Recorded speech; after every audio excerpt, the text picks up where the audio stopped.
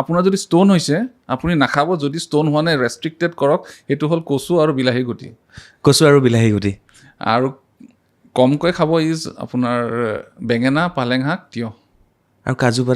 কাজু বাদামটো আমি অসমীয়াত নাখাওঁ তথাপিও মই কৈ দিছোঁ কাজু বাদাম যদি বেছি খায় তাতো অক্সেলেট কণ্টেণ্ট বহুত আছে চ' গোৱা গৈ ফেনি নাখাব আৰু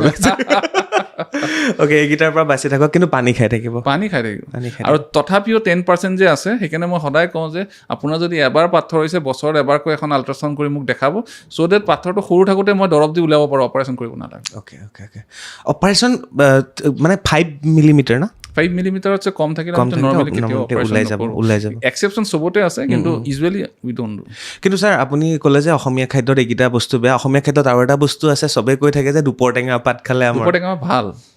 ভাল মানে দুপৰ টেঙা পাত তাৰপিছত আৰু এটা আছিল নহয় পাতে গজা সেইটোৱে সেইটোৱে কি কৰে সেইটো হ'ল ডায়েৰিচিছ মানে পেচাব বেছিকৈ ফৰ্ম কৰে চ' দুপৰ টেঙা বা পাতে গজা যদি আপুনি খায় তেতিয়া আপোনাৰ ডায়েৰিচিছ বেছি হয় ষ্ট'নটো ওলাই যায়